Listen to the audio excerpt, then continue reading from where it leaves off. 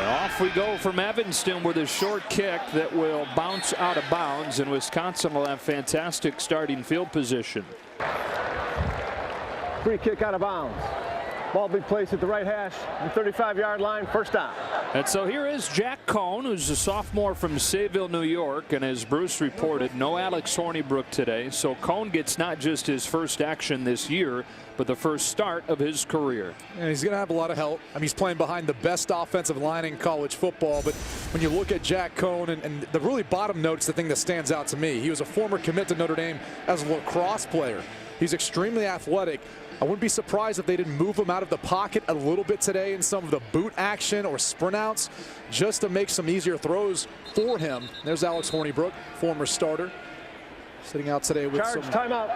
Wisconsin, they're first. Concussion symptoms. And by the way, this is what you come to expect a player with his first start. This is what you don't have when you don't have a starter and a guy who's experienced like Alex Hornibrook behind center. All right, so they've burnt a timeout before they've run a play. Paul Chris has come here. And that's one of the X factors that when you look at what you miss in Alex Hornibrook, he's experienced, but they ask him to do so much at the line of scrimmage, even in the run game, as far as setting the blocking scheme and which running play they want to call. That's the additional pressure that's going to be on Jack Cohen today. So here we go from the 35. Cohen barking out the signals at the line and handing it off to Taylor, who's got a solid first down run. And boy, what a nice thing for a guy making his first start, right? You've got a great offensive line, and you've got this guy, sophomore from Salem, New Jersey, averaging 158 rushing yards per game. He's already over 1,000 yards for the season. He's a big physical back. I think the things that stand out the most, though, is his ability just to be patient. Even though he does have that home run hitting ability with his speed, he's patient enough to see the backside cut and really follow his blockers. As you mentioned off of the top, 100 yards in all 7 games this year. He's the only player in the country that's reached 100 in every game. And on second down and 5, he's got it again. It'll be third down and short. This O-line, 3 All-Americans on it. That doesn't include Tyler Biadasz at center, who is a freshman All-American, and you think the best 5 in the country. This is the best group that I've seen all year on film, and I think where they excel is, you know, most offensive lines can take care of the defensive linemen. These guys take care of all 7 in the box, linebackers included. They do a great job with their double teams working up to the second level, and that's going to be the challenge for Northwestern's defense. Blake Gallagher, Patty Fisher, Nate Hall was back in the starting lineup for them today. Those guys are going to have to deal with linemen getting up in their grill, and they have to figure out a way of getting to Jonathan Taylor. On 3rd and 2, 3 consecutive Taylor runs, and he uses some of that strength you were telling us about to finish forward. And a Wisconsin first down. So many yards after contact for Jonathan Taylor. He lowers those shoulders.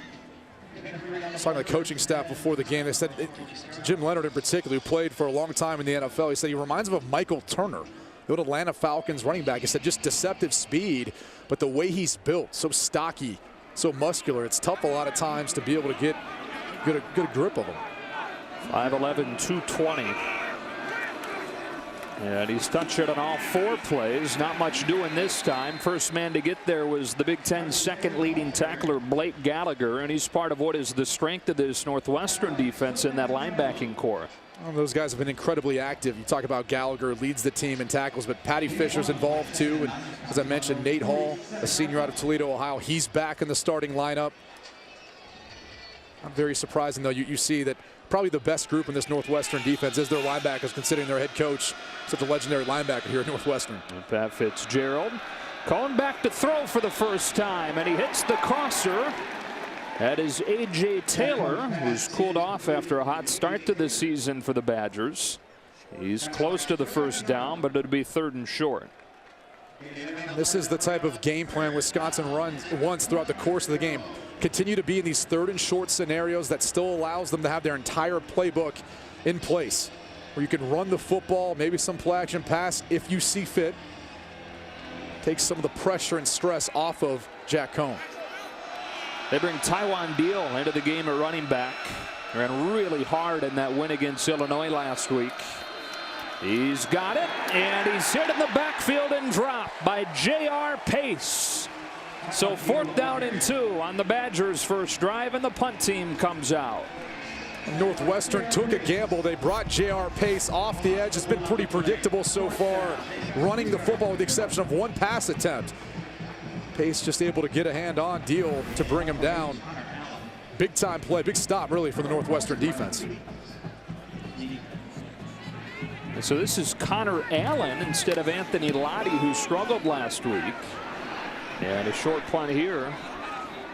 And Allen, before getting things on track when they finished off last year by winning 8 in a row, Pat Fitzgerald's team in this case has won 3 straight after that 3-game losing streak. Clayton Thorson, their senior quarterback, will work out of an empty set on the Wildcats' first play of the day. And to the short side, a high throw for Flynn Nagel. Thorson trying to bounce back from what was his worst game, and he'd be the first to tell you that. Just 50% and a season-low 150 yards last week at Rutgers. And he's been a little bit inconsistent this year, but the problem is I don't think he's 100%. I mean, clearly he's not even a year from having surgery on his knee after the torn ACL in the bowl game. Here comes Isaiah Bowser for a gain of 3 or 4, and it'll be 3rd down. You know, this Northwestern offense, one of the best in the Big Ten throwing the football, but one of the worst in the country on the ground. That's why when you look at the stats for last week, it was kind of backwards. Finally got the rushing game going between Bowser and Anderson and Hanaoka. 3 guys who hadn't done anything before last week.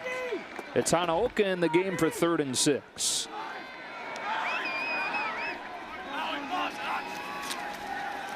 Thorson well protected, steps into the throw, it's broken up and picked off.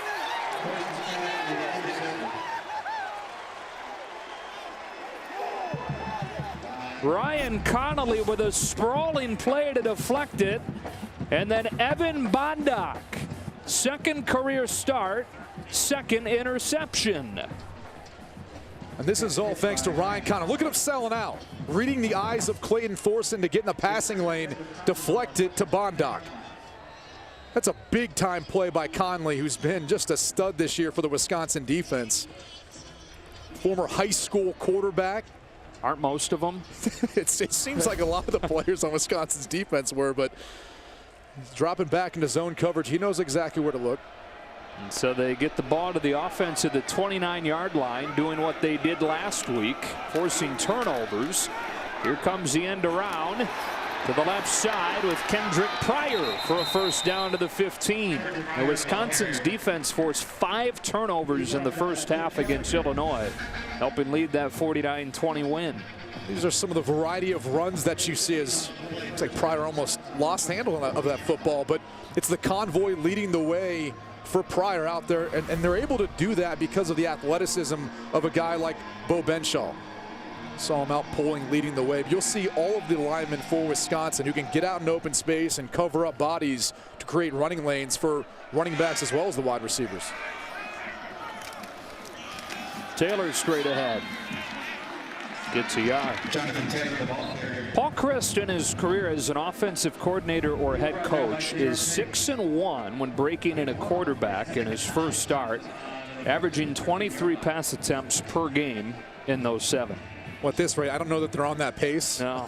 But I think after starting off the game with a timeout before your first play, you probably just want to make sure you get a nice little lead, build up a cushion before you want to put the ball in Jack Cohen's hands too much. On 2nd and 9, a shovel pass underneath Alec Ingold inside the 5, close to a 1st down. Stop from Hardage. They give him enough, and it's 1st and goal. Ingold only has 4. That's his 4th reception of the season. How sneaky this is. He just drifts back inside, typically used as a lead blocker, or sometimes they'll use him in pass protection as well. Got his only touchdown catch of the season last week versus Illinois. Very important part, though. As much as there's the offensive line, that lead blocker, too, in the running game at fullback for Wisconsin is important. So the Badgers with the 1st and goal. They give it back to Ingold. It was stopped by Patty Fisher, and it's 2nd down. This is an area of the field where, you know, Wisconsin has been good. I mean, this is one of the better teams in the Big Ten as far as their red zone scoring offense. Obviously, that's a product of them being able to run the football in this condensed portion of the field, but Northwestern's defense hasn't been too bad either, at least as far as stopping touchdowns. Giving up a lot of scoring, but what matters most, obviously, is forcing a kick and not allowing 7. A kind of a bend but don't break defense much of the year for Northwestern. Overall, really middle of the pack. As they go back to Ingold, and he surges behind that offensive line for the Wisconsin touchdown. So the Badgers promptly take advantage of the good field position after the Thornton interception. That's all a product of the formation. Look at these two big guys. So those are also offensive linemen wearing tight end numbers. That's Logan Bruss as well as Jason Erdman. You didn't think you knew where they're running the football. It's 1,200 pounds of mass leading the way for Ingold.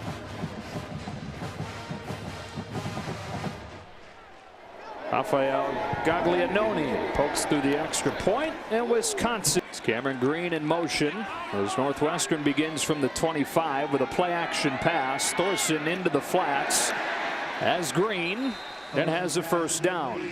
You know, Thorson was so good in that come from behind win against Nebraska 2 weeks ago, throwing for 455 and 3 touchdowns. And you look at the full body of work, close to 10,000 yards in his career. There's a reason that he's developed the reputation that he has, and the NFL's interested in him. Here's Bowser running hard right side for a solid first down gain. And Northwestern's going to have to run the football to be balanced. You know, I know they've been one of the more prolific teams in the Big Ten this year, but I think that's been more out of necessity because of the retirement of Jeremy Larkin, their running back to start the season, and obviously Justin Jackson moving on. I think Pat Fitzgerald would like this offense to be a little bit more 50-50 than they've been so far. On second down and 2. It's a screen. Hanaoka with a stiff arm and a first down.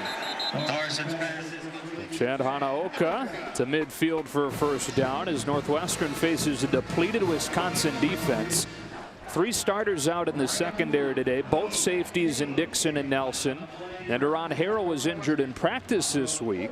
So you've got these 3 in the secondary, and then the 2 defensive ends coming into the season remain out, Loudermilk and Rand. Already a defense that was having to replace a lot from last year. Hanaoka stopped by Edwards on a gain of 6. In this matchup, though, it doesn't hurt them quite as much because they're only going to play 2 down linemen against a 3 wide receiver set for Northwestern. So really, those ends become the outside linebackers. So you get Van Ginkel and Bond, so you don't miss the defensive ends as much. It's the safeties that I think that's the concern. That's the matchup that Clayton Thorson and Northwestern are going to try to take some shots against when they get the opportunity. Second down and 4. Thorson steps up all day to throw and will heave it out of bounds. Good coverage from the secondary this time, and it's 3rd and short. And there's the coverage where really, you know, talking to Jimmy Leonard, the defensive coordinator for Wisconsin, he feels pretty confident in the guys that he's got out there right now. Rashard Wildgoose has been out that cornerback in the boundary. He's number 5 right there. He's done a tremendous job. Madison Cohen plays the nickelback position, and Faion Hicks getting him back. He feels confident all 3 of those guys being able to cover. It's just the safeties and the inexperience that bothers him a little bit. Happy 36th birthday to Jim Leonard. Happy birthday to you, Brady. 3rd down and 4. Just another day. Here's Bowser running hard for a Northwestern first down. 6'1", 215-pound true freshman who had 2 carries for 2 yards before last week total. He broke out with 108 yards in the win against Rutgers. Really where Northwestern's predictable is depending on who's in the game. Bowser, they like to run in between the tackles. Drake Anderson more on the outside. Hanaoka, he's more in the passing game. Back to the air on first down. Thorson to the sideline with a strike for Skowronek and a Northwestern first down. Skowronek went to the hospital last week when he took a huge hit and was cleared. He practiced all week and has his first reception of this one. Good ball, high to the outside. That's where you want to put it to allow the 6'4" Skowronek to go up and make a play on the sideline. Van Ginkel was close to Thorson, but it's been an issue for Wisconsin this year. Only 11 sacks on the season. A little better lately, right? They had 3 last week against Illinois, but 102nd in the country in that category. Here's Bowser again, cutting it against the grain and pulled down by Caesar Williams. 2nd and 10.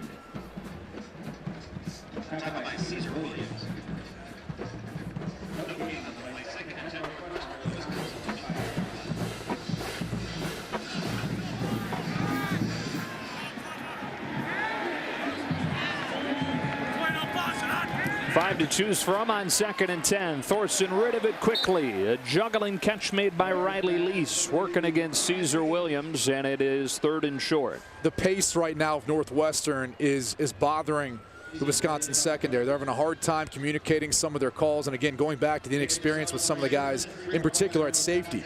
A lot of time the safeties of the defense are going to be in control of what communicating the calls and what coverage you're going to play. On 3rd down and 3, back to the ground, Bowser, 1st down to the 12. There is a flag down. Offside. Defense number 20. That penalty will be declined. Result of the play is a 1st down. The 1st and 10 for Northwestern at the Wisconsin 12. That's Feion Hicks, the cornerback. Typically you don't see, or nickelback in this case, you don't see that called very often. The outside players are aware of where they are on the line of scrimmage.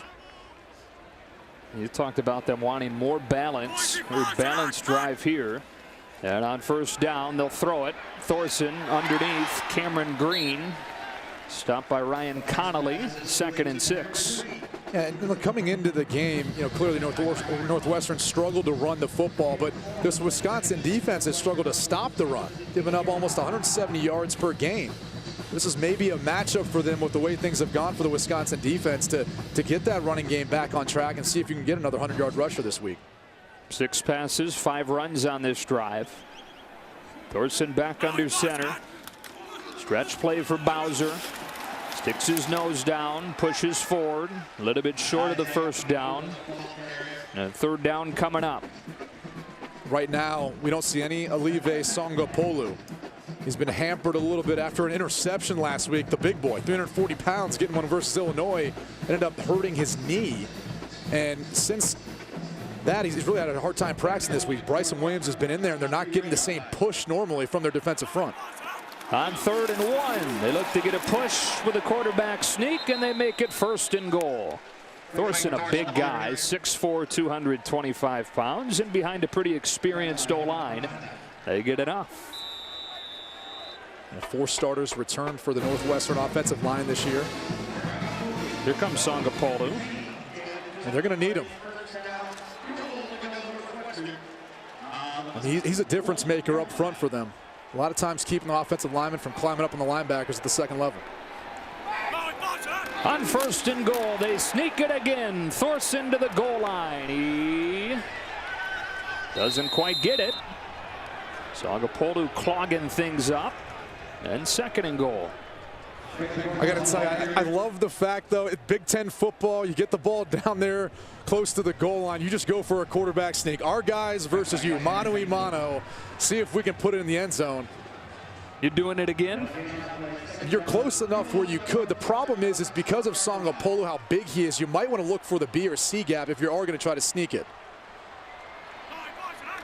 They try it again. They are short again.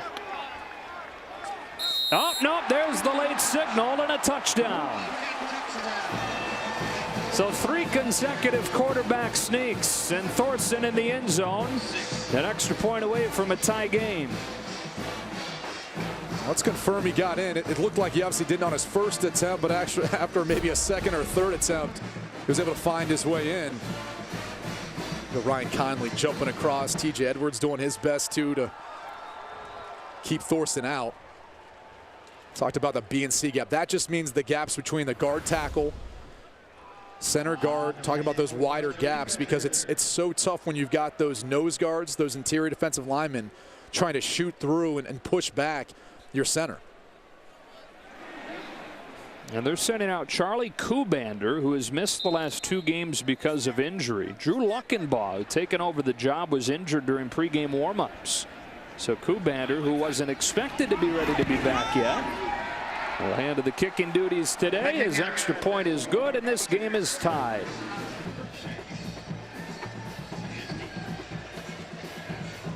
Aaron Cruikshank back to receive this Jake Collins kick. And the freshman out of Brooklyn who can really fly has some room to show that speed. There is a flag down as Cruikshank crosses the 30. Aaron Cruikshank on the return. Flag on the play.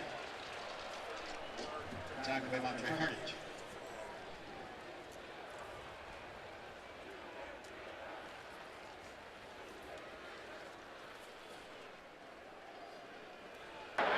During the return, illegal block in the back.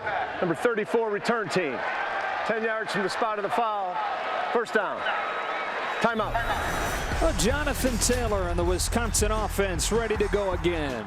Back to Evanston in 30 seconds.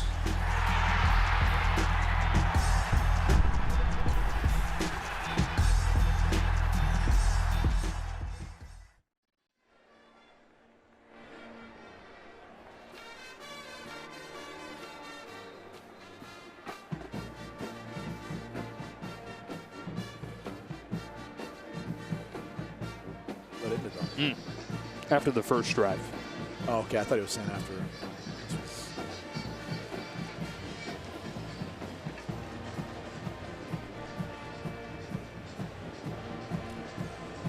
Tied at 7, one of the nation's top rushing offenses, more than 280 yards per game on the ground. That ranks 4th behind a few triple option teams in Georgia Tech, Army, Navy. So among traditional offenses, this is the #1 rushing offense in America.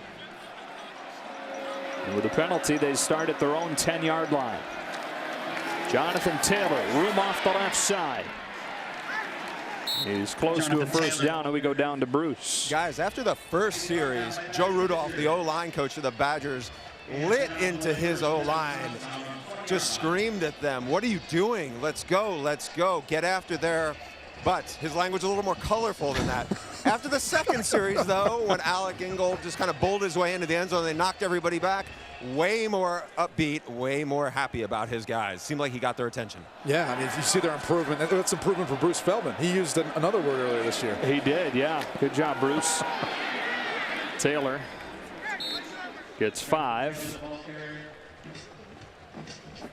And then our look of confidence brought to you by Rocket Mortgage by Quicken Loans, America's largest mortgage lender.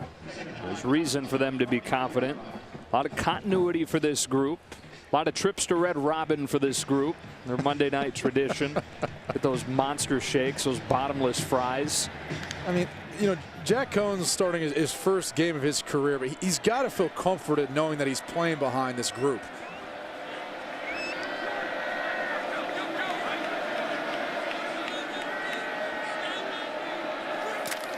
Second touch for Taiwan Deal. Hurdles his way for a couple where it'll be 3rd and 3. Taiwan Deal, who had a huge freshman season by freshman standards and then dealt with injuries. He missed half of 2016, all of 2017, multiple ankle injuries, multiple ankle surgeries. But he's finally healthy and putting together a really nice senior season. 3rd and 3, typically, you know, a run scenario still for Wisconsin, very much so. But the guy they like to target on 3rd down, Jake Ferguson, just came into the game playing tight end. He's got that safety valve for a lot of quarterbacks. Defended by sophomore Travis Willock here. Cohen has it batted at the line of scrimmage, makes the catch himself and goes down. It's 4th down. Well, that's who Cohen was looking for, coming across the middle. But Ernest Brown was able to bat the football, and in that case, if you're Jack Cohen, just hit the football to the ground. You don't need to catch it. It's kind of a natural reaction because you don't want someone else to.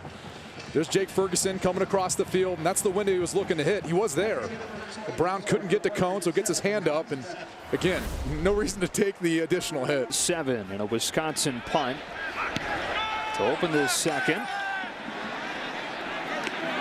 Taken by Flynn Nagel, who stumbles after he got going around the 40. We go down to Bruce Feldman. Guys, Olive Sangapola, Wisconsin's terrific nose guard, he's been dealing with a left knee issue. It's really been bothering him a lot for this game so far. He actually took his knee brace off and we'll get an update to see if he's going to come back in this game. But he's really been struggling. They've been trying to loosen it up, but so far it's been bothering him. It's a defense, Bruce, always one of the Big Ten's best, but already inexperienced coming into the year. 7 first-year starters. That includes 4 freshman starters.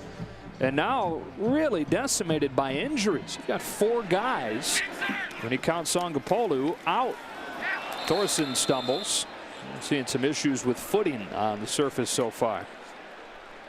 And I wasn't sure if it was more the footing or if it maybe tripped off the heel of Bowser on the fake. Yeah. Right off the foot. And, you know, you haven't seen Clayton Thorson move around quite as much. I mentioned it earlier. Had the torn ACL in the bowl game. He's not even a year post-op. So he's not as mobile as he was a year ago, but they still want to mix it in enough to keep a defense honest. Try to get some of those yards back with Bowser. 3rd down and long. He tore his ACL in the bowl game December 29th last year. Surgery soon after that. So much of his offseason was spent rehabbing the knee, just getting ready to play. They eased him in, shared time early with TJ Green. And they've taken the reins off as far as how often he's playing, but he isn't the same guy, and you wouldn't expect that he would be at this point. No, and it's remarkable the toughness he's shown, just the ability to get back so quickly considering the injury. On 3rd down and long, they roll him out. He sets his feet. He lets it fly. It's incomplete. Looking for Jefferson, who's defended by Faion Hicks. And a negative play on 1st down leads to a 3-and-out. And that's going to be the problem for Northwestern throughout the course of the game. They can't get behind the sticks. That's not an area they can really live within in these 3rd and long scenarios. That plays to the hands of Wisconsin. And even though they've struggled on defense, they've still done a decent job of getting off the field this year on 3rd down. Check done to return this spun from Jake Collins.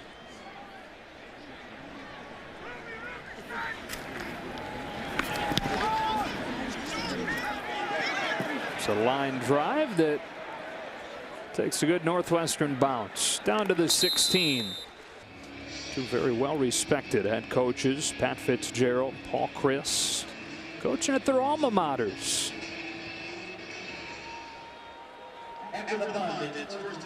Wisconsin back on offense at its own 16-yard line.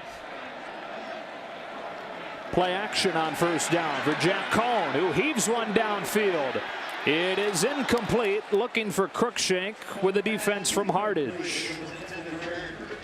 And that's not the matchup that you want to work against. Montre Hardage, a 3-year starter for Northwestern right here. He's one of the best cornerbacks in the Big Ten. A lot of NFL looks and stride for stride, step for step. He's there the entire way. And the biggest key is he almost made a play on this football.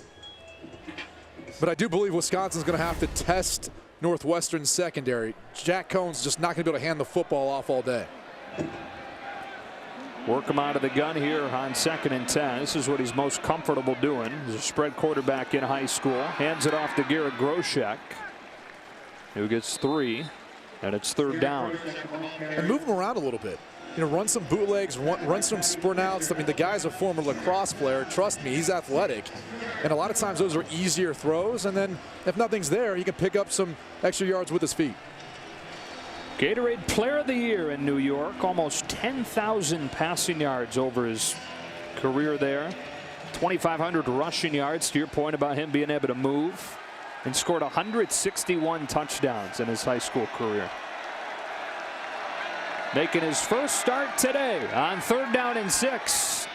Throws to the sideline for a diving Ferguson, and regardless of if he caught it or not, it's short.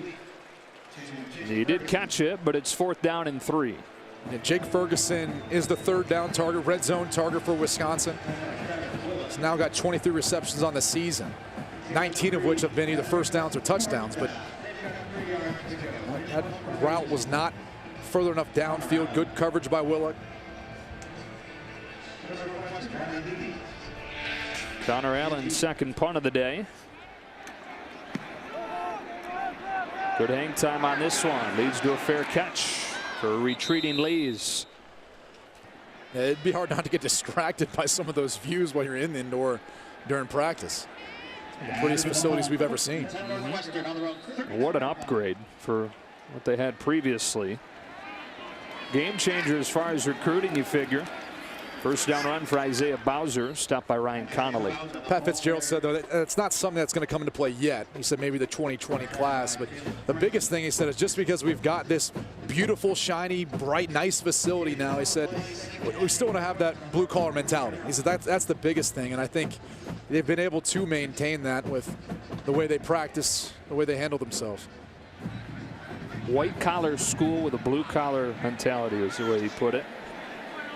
Thorson back into the gun on 2nd and 8. Very efficient last drive. Downfield for the first time. Skowronek makes a contested attempt, and he was unable to haul it in.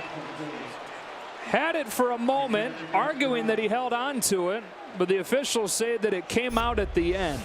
And this is all because of Rashad Wildgoose. Look at him get his hand up, and he never stops trying to jar that thing loose, and it was just enough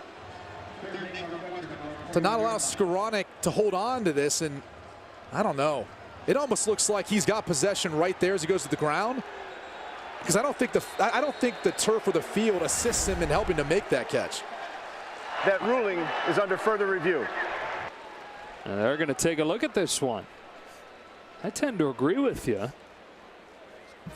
mean, typically when you see this play, you'd be looking at the nose of the football touching the ground in a way that helps the receiver maintain possession. But I think Skowronek has possession right there. He locks it into his shoulder. He goes down to the ground. He maintains it through. Wildgoose still trying to push him.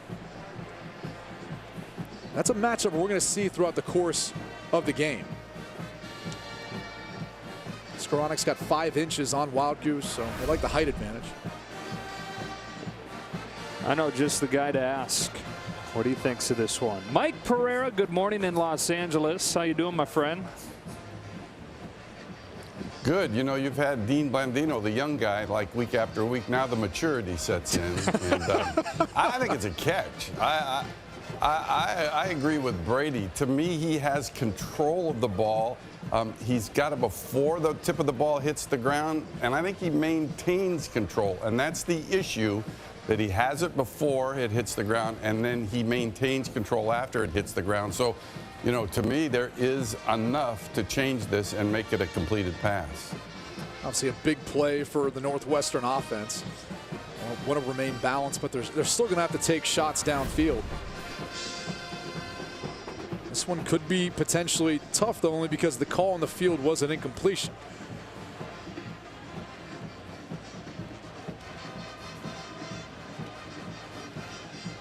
We appreciate Mike Pereira, who will be with us all afternoon.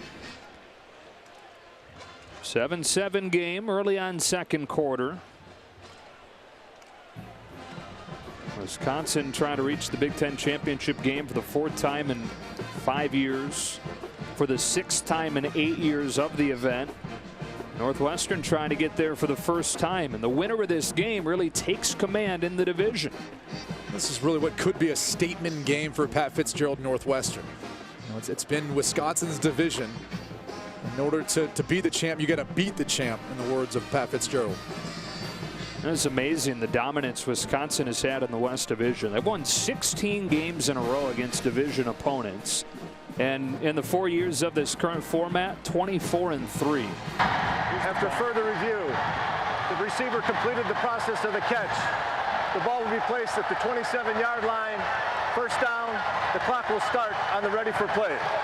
And so it is a big 32-yard reception for Ben Skowronek, and a first down at the 27 in Wisconsin territory. They've already got a play called. They're right up on the line of scrimmage, ready to snap it as soon as they mark it ready.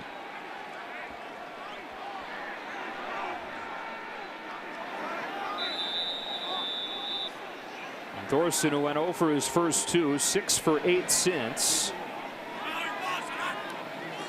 Here comes a trick play. With a block from Thorson, it is first down and goal as Kyrick McGowan runs for 23 yards. Blake Hance had a key block along with Thorson. Well, they've been setting up the reverse so far in the first quarter. And look at Thorson getting a piece of Ryan Conley. I want to use your other shoulder. Don't use your throwing shoulder, man. But you can see the speed from McGowan. He's already got a couple rushes coming in today's game. I like to mix it up a little bit and spread out their carries and some of the jet sweep action. To the ground on first down. Bowser inside the 5. Talked about this being a statement game for Northwestern. I think they tried to make a statement too on their touchdown drive, wanting to run the football in, imposing their will on a Wisconsin team that's typically their MO. Yeah, how about already 15 carries and 65 yards for Northwestern?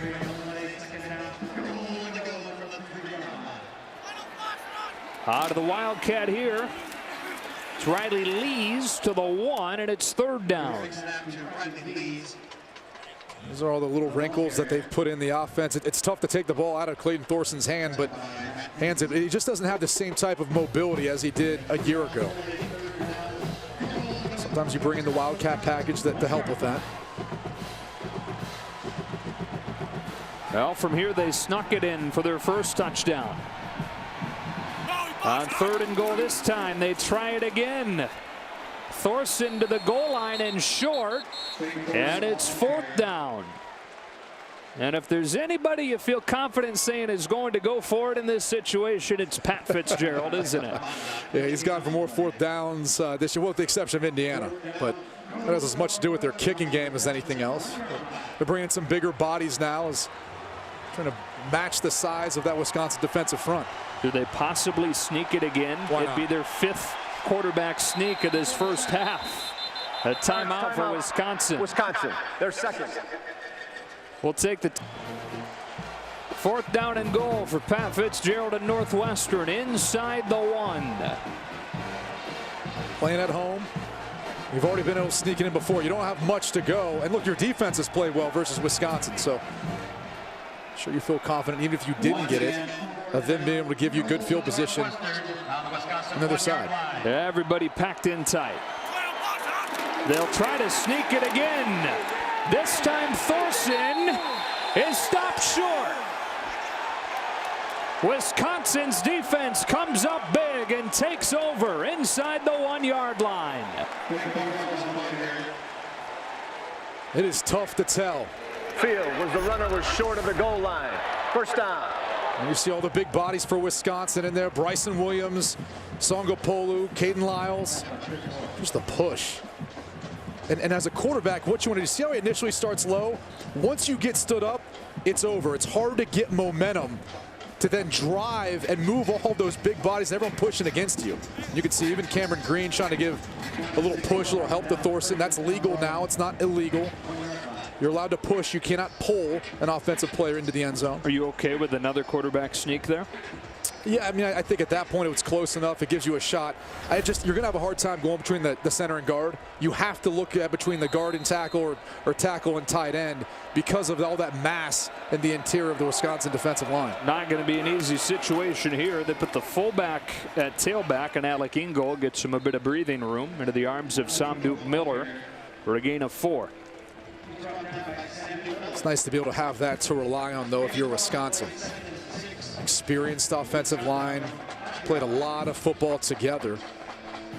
They know how to move some people off the football and give you some more room when you're backed up. You know, that extra big set in there again with Erdman and Bruss both in the game. And on 2nd and 6, Ingold again. It's 3rd down. The stop from Trey Williams and Nate Hall. Well, there's no secret as to where they're running the football when they do that formation. I mean, they bring in 2 additional linemen, Jason Erdman and Logan Bruss, to lead the way. But the question is, where's Jonathan Taylor? You know, that's who I want to put the football or give the football to in that situation or scenario. Now we see Taiwan Deal in. 7 carries, 28 yards so far for Taylor, but not in there on this drive thus far. It is Deal on 3rd and 2. Here he comes straight ahead, sticking his shoulder down, and looks like he's got it. It's called a power counter wrap, and all that means is you're going to have a couple pullers leading the way for Deal. One's going to kick out, one's going to climb to the next level, and essentially help pave a way or create a hole for you to get the first down. It's one of the staples of the Wisconsin offense. 16 of the 21 plays so far for the Badgers have been on the ground.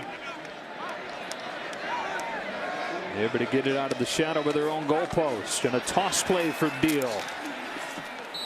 Chopped down after a gain of 3. The ball came out after he was down, and there's a flag down.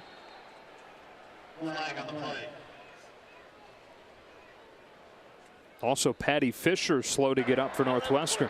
There is no foul for an illegal block below the waist. It's been one of the rule changes this year for college football is if you're going to cut block, which Wisconsin utilizes in their run blocking scheme, it's got to be, think of it almost like a clock between 10 and 2. You can't hit a guy from the side or the back. Let's just take another look to make sure that Taiwan Deal was down before the ball came out. Look at Biotish out there, the center. He shotgun snaps the football and he's pulling, leading the way. You can see his elbow end up hitting the ground while Deal still had possession of it. Taylor does come in for his first play of this drive with a play clock inside of 5. They're going to have to use a timeout. 5 to go first half. Jack Cohen first career start with Alex Hornibrook out with a concussion. Taylor puts it on the ground, and Northwestern's got it. Trey Williams with the recovery at the 15. And that's one of the things you take for granted is the quarterback running back exchange. Again, Alex Hornibrook not playing today. Jack Cohen in his first start. It seems like it's something simple, but see how he jabs the football out and then he's got to switch to the other side and then hand off. It's something that Alex Hornibrook and Jonathan Taylor probably practice all the time together. Jack Cohen doesn't get it quite as often, so Jonathan Taylor's not as accustomed to it. Jack Cohen's not as accustomed to it, and it's different than practice. As a Northwestern with a great chance here. Nagel comes in motion, takes it to the short side, and picks up 3. That's the 9th fumble of Jonathan Taylor's career. Again, that's not your typical poor ball security fumble from him, but that has been an issue. It's the most of any player in the Big Ten. And while that's the first time that has cost Wisconsin, remember on an end around in the first quarter, almost a fumble on that. Was not a clean handoff from Cohen. So something to watch as this game moves forward. On 2nd and 7, Green with a fantastic adjustment to catch it. And the tackle from Evan Bondak. Green's got that wide receiver background. Has put on more weight. Boy, that super back position for Northwestern. Check this out. Well, basketball player growing up. Played a bunch of different sports. Told us he's put on 25, 30 pounds, something like that to fit the mold of this position. 3rd down and 2. Here's Bowser. Not going to get there. And this Wisconsin defense is backed up into its own end. Previous possession, shut the door at the goal line. Here they forced 4th down and less than 2. You wouldn't be shocked if they go for it. The difference is you can't utilize the quarterback sneak here. Let's not forget too, they didn't end up pushing it into the end zone. So will that change maybe Pat Fitzgerald's feelings on it? I would imagine you take all the time you want on the play clock, then call a timeout and talk about it a little bit more. Northwestern trying to win their 4th consecutive game, and each of the last 2 wins come from behind fashion. 4th down conversions have played a big role. They're going to try to get another here on 4th down and 2. The question is run or pass, and it looks like based on this personnel, there's an opportunity to throw the football here. Maybe a boot, maybe some move the pocket. Favorite target, Flynn Nagel's not even in the game. Good size at running back with Bowser. He'll take the fake. Into the flats he goes. Fessler in the end zone. It's incomplete, but a flag as Feion Hicks shoves him down.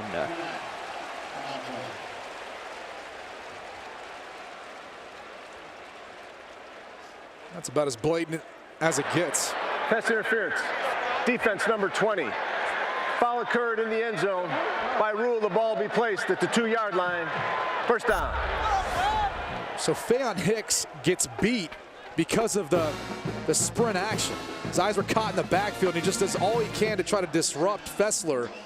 So it's not going to be a touchdown. At least they've got a chance at trying to get another goal line stop. Obviously, it's normally a first down of 15 yards, but because the ball was thrown in the end zone, they place it at the 2.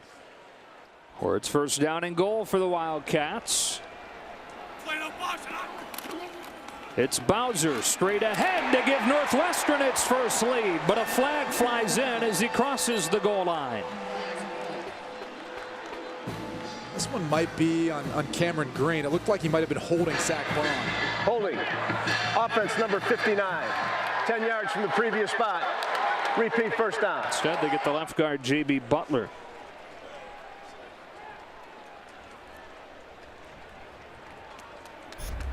Let's take another look, and J.B. Butler. He blocks down. There's nothing too egregious there. I mean, he had his hand on the outside of Bryson Williams' shoulder. I know that gets caught all the time. There's a lot that goes on there in the nitty-gritty, the inside. This moves him all the way back to the 12. Bowser lets the blocks develop and gets tripped up by Ryan Connolly, who for the second consecutive season is Wisconsin's leading tackler. A former walk-on who was a scout team guy for his first 2 years and then got his first opportunity when Chris Orr was injured against LSU last year. His first year really as a full-time guy. Honorable mention all Big Ten and having a huge senior year. Northwestern in this situation, whenever they bring Chad Hanaoka on the field, typically it's a pass. It's one of the more predictable things they've showed. And that tendency holds here. Hanaoka's got it one-on-one against Connolly, who gets another tackle, and it's 3rd and goal. The senior out of Honolulu, Hawaii, they feel more comfortable with him targeting him out of the backfield, but also in pass protection. Given now that it's 3rd and goal, imagine they're going to keep him in the game. The guy who's been quiet so far is Flynn Nagel. Came into the game averaging 8 receptions a game, only has 1 so far on a jet sweep. Getting these sorts of scenarios, typically that's the guy you're trying to target. He's in the slot to the top of the screen on 3rd down and goal. Thorson under pressure, steps up, keeps it alive, makes a move, and dives in. Touchdown Northwestern. Brilliance from Thorson to give the Cats the lead. And the most incredible part about this is we haven't seen anything like this from Clayton Thorson this season. Surveying downfield, doesn't have anything, feels the pressure and steps up. And right here, that cut. And granted, it was on his good knee, not his bad knee, but still. Look at the stick. Just blows by Conley and is able to extend for the touchdown.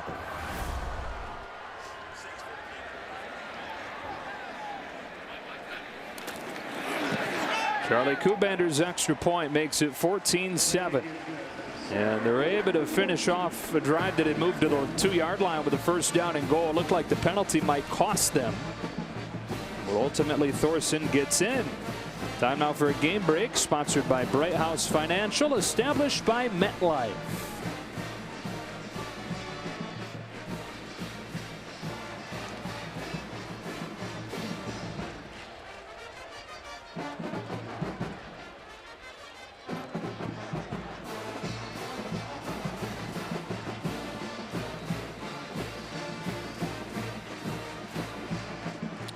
Interesting game. I kind of thought Florida State would keep it a little bit close. Won 3 of their last 4. Lost a close one to Miami, but Clemson seems to be on that path headed towards the college football playoff. So Thorson, who had a rough opening drive of this game, going 0 for 2 with an interception, has hit 9 of his last 11 throws, and a little flashback with the scrambling ability to give Northwestern its first lead of the day. Collins to kick it, and with a line drive, it's taken to the 15 by Garrett Groshek. So Wisconsin will start at the 32. So here comes the Wisconsin offense. What have you thought so far today of the play calling and the attack here with Jack Cohen making his first career start? What you would expect. I mean, obviously a heavy dose of run, and you got to give Northwestern credit because they've been able to respond the past couple of drives. But at this point in the game, 3:35 left, in the second quarter. You're going to have to start pushing the football down the field. Cohen only has 5 pass attempts, and really everything's been kind of around the line of scrimmage. So as they get closer to having to go into a 2-minute drive, unless they break off a big run, he's going to be tested. 2 running backs behind him until Ingold motions out. And so it's just Jonathan Taylor.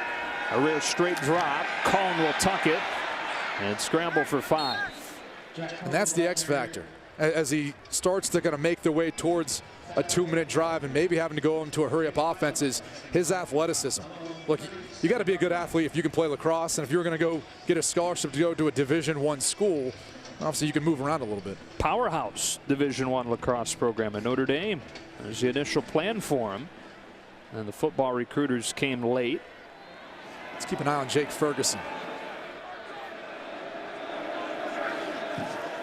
Draw play, and Taylor's got room. Good job to close and shut that room down by Jared McGee. But Taylor's got it off for a Wisconsin first down. You're wondering at this point, wish you could have had maybe some of those timeouts you wasted earlier. You had wasted one before you even ran a play. Mike Hankwitz, D coordinator for Northwestern, 11th season, came over from Wisconsin. He spent 2 years as the DC in 06 and 07.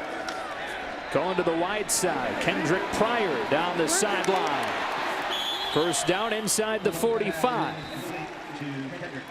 And Pryor's the player on the Wisconsin offense who's got the most speed, and sometimes he's targeted down the field, or they're trying to get the ball in his hands relatively quickly. The biggest thing you're seeing here is quick, short passes, helping to build up Jack Cohen's confidence.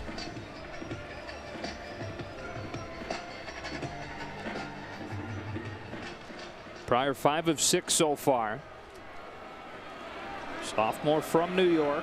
First action this season. First team reps all week with Hornibrook and concussion protocol. They're thrown into the fire in this critical matchup. In rhythm again to the outside for Danny Davis.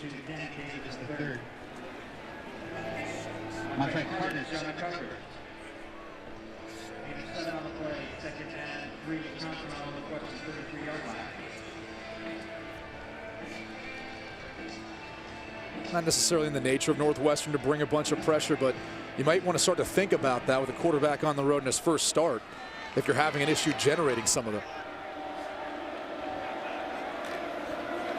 Groshek, first down and then some for the converted quarterback out of Amherst Junction, Wisconsin, where he was the Wisconsin Player of the Year.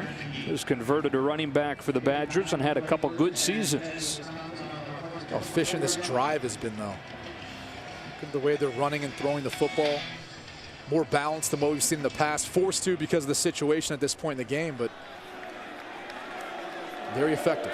Offense coming off a season best 49-point output against Illinois last week. On the move here, Cohen for the end zone. Looking for Ferguson, who was draped by Montre Hardage. Good coverage by Hardage, and they try to double move. He's going to run a little out and up. Hardage wasn't fooled. Really not much of an opportunity anyway with where the ball was thrown. Not a bad idea. It's not always about connecting with him. You'd like to, but it's just the threat too. Letting Northwestern know you're willing to do that. Groshek stays in there, running back. He's got it on a draw, makes the first man miss, and muscles his way for 6. Sam Duke Miller with the tackle, and there's an injured offensive lineman for the Badgers. It's the left tackle, Cole Van Lanen, who shares time at that spot with John Dietzen, because Dietzen has those hip issues, having had surgery on both this offseason. Van Lanen's been a really key piece because of that, because Dietzen's not been full go. Started versus New Mexico earlier this season for Dietzen.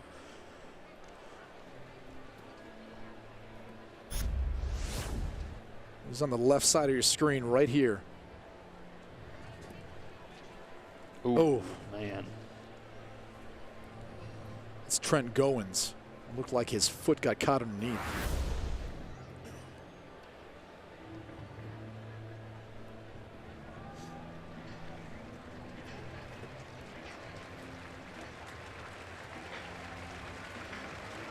sophomore from Green Bay, Wisconsin, helped off. And they do bring Dietzen back in.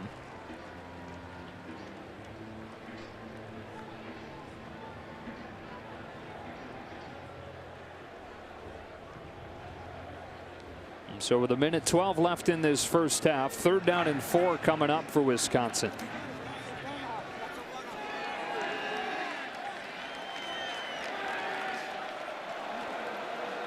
They empty it out for Cohen.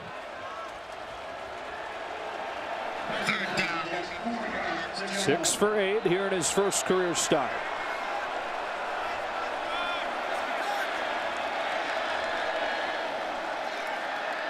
Cohen over the middle and incomplete in front of Groshek, who is defended by McGee, and it's 4th down.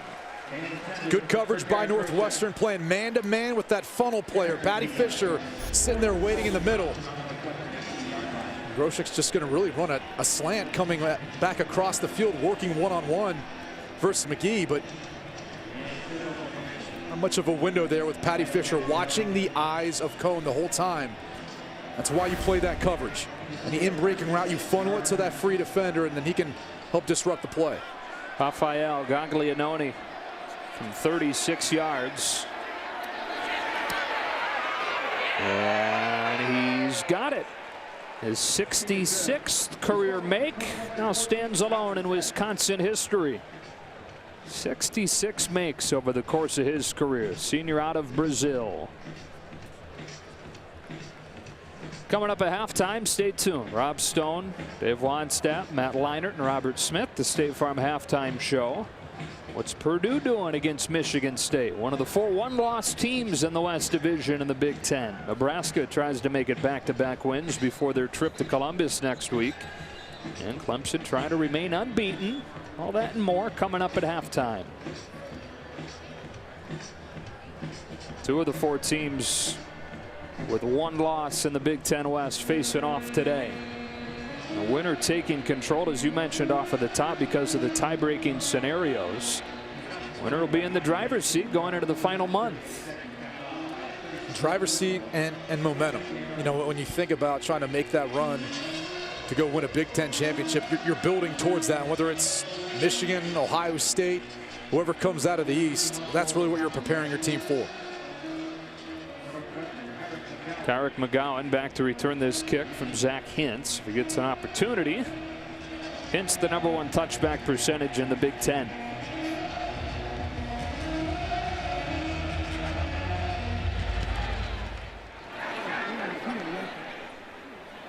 And he adds to that using the wind. Also roommates. So he had a hand in some history. No easier way to sell a program than when you come back to the place where you played. You've been in their shoes, and kind of easy sell to the player and parents.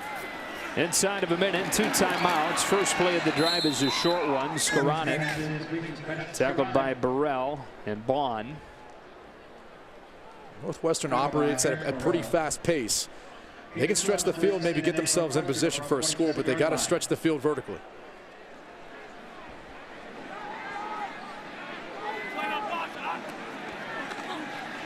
Thorson to throw again. Moves in the pocket. Heaves one up. Cameron Green intercepted by Madison Cohen. Second of the season for the sophomore from North Carolina. It was interesting. You know, Clayton Thorson, as he bought time in the pocket, but he's gonna look to his left. And he thinks he doesn't have McGowan, but I think he does. He runs a little corner route, and there's some space to fit this football in. Doesn't like it, instead decide to throw to Cameron Green, the superback, all the way down the field, working on Madison Cohen. It's not a good decision. I know you got to take a shots and throw vertically, but that's not the matchup. Maybe Skoranek, maybe Flynn Nagel.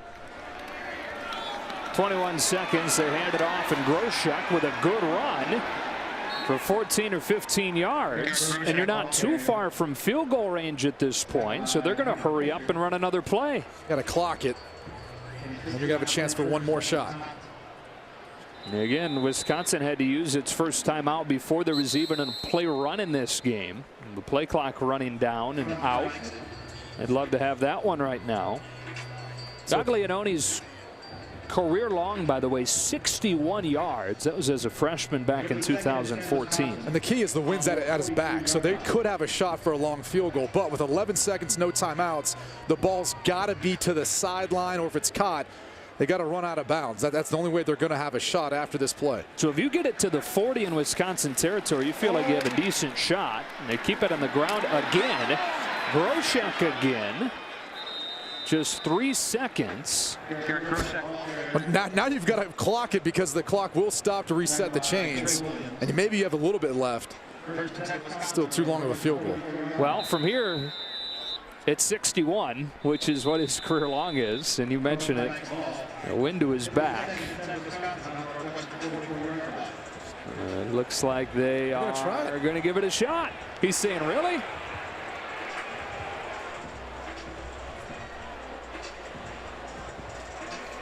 It's actually not going to be him, though. They're going to send out Zach Hintz, who we've mentioned a couple times has a huge leg on kickoffs.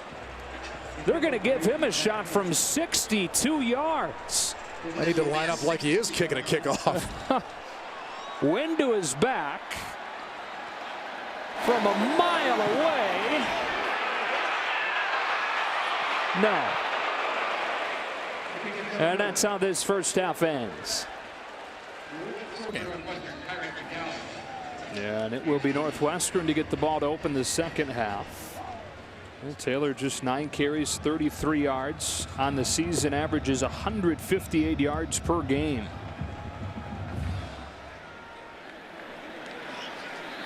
So the Wildcats have begin to the 25-yard line after we check in with Bruce. Joe, Pat Fitzgerald told me he really liked how they bottled up Jonathan Taylor. What he didn't like was how Garrett Groshek came in the second quarter and really run through his defense. He goes, you know what, we got to finish the job. On the other side, I asked Paul Chris, how do you get Jonathan Taylor going and cranked up? He goes, this is a really good defense we're playing. We knew that going in, but we got to convert. We got to find a way to get into rhythm. We got to convert on these third downs to give ourselves a chance. All right, Bruce.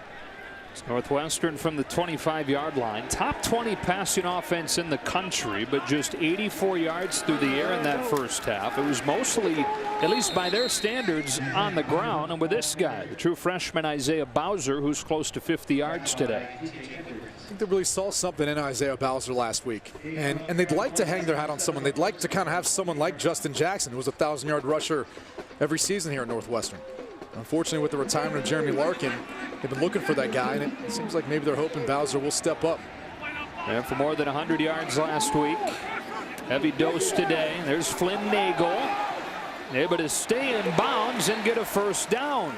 He had just 1 catch during the first half, and it was on a jet sweep. This is a guy that averages 8 per game. That's top 5 in the country. And the senior out of Lamont, Illinois. Look at this little nimble here. Oh, just able to keep his foot in bounds. Let's see why he's gotten the trust of Clayton Thorson. Ruling on the previous play was a completed pass for a first down. That ruling is under further review. Yeah, I don't know. He's just in it. It's going to be close as you take a look at this. Either way, a heck of a spin move. Let's take another look. Shrugging off Faion Hicks, and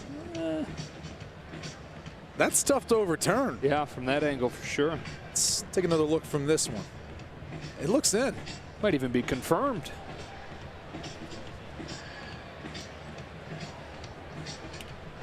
For Flynn Nagel, youngest of 6 kids in his family. All 6 played college sports. Actually had a couple brothers spend some time playing football here at Northwestern. None of them have had a career like this, though. More than 1,500 yards, 26 consecutive games with a catch. When you talk to offensive coordinator Mick McCall, he said he's earned the right to be, their go-to guy, the guy they like to try to work the football to and design plays for. You mentioned the jet sweep earlier in the game. Is that he's earned that right on this team for our offense, and really the respect and trust of Clayton Thorson.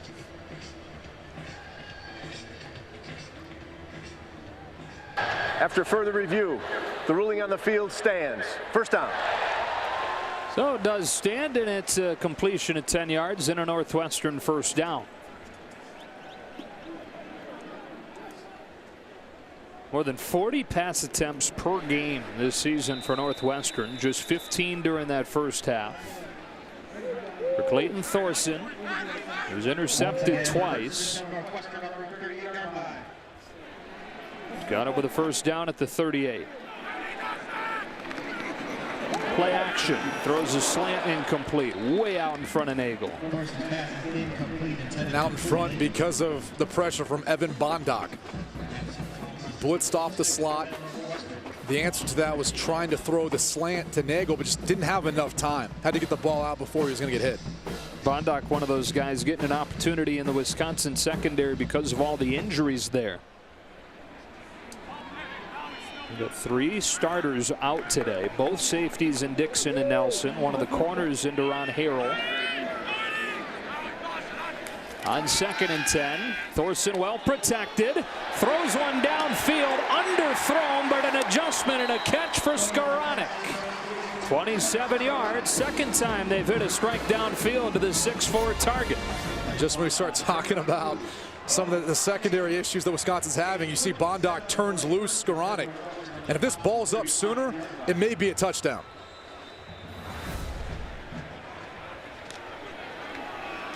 Bowser stop and start, and he spins out of the arms of T.J. Edwards.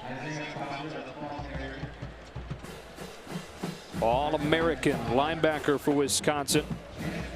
4-year starter, although he considered entering the NFL draft after last season. We told him probably a late-round pick.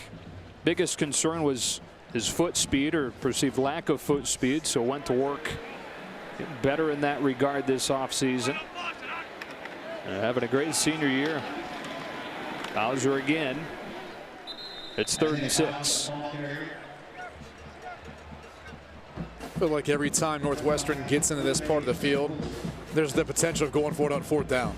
And so that's going to impact the play call for Mick McCall. And one thing Pat Fitzgerald talked to us about was how much more involved he is with play calling on both sides of the ball, really special teams. He says he spends more time with the offense now and some of their decisions when it comes to 3rd down, red zone, or when they go for 4th down than he ever has before.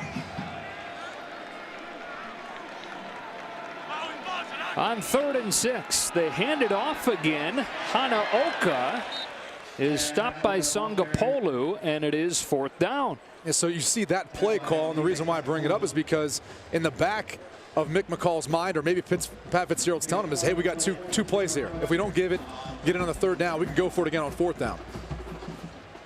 0 for 1 so far today on 4th down. 4th down and 2 for Northwestern on its opening drive of the second half. And they empty it out for the senior Thorson. Hanaoka motions across the formation. Thorson flushed, incomplete. Zach Bond was hot in pursuit and forced the errant throw. The past couple weeks, I just feel like Clayton Thorson's holding on to the football, and he had Hanaoka out of the backfield, but just missed him. I'm not really sure where he was looking. Second time today, Wisconsin's defense has come up with a 4th down stop. They trail by 4. They've got the ball when you come back. Walk it like I talk it, walk it, walk it like I talk it, walk it like I talk it, walk it. This game with a winner taking control in the West Division race. First play of the second half is a play action pass for Wisconsin and a throw over the head of Danny Davis.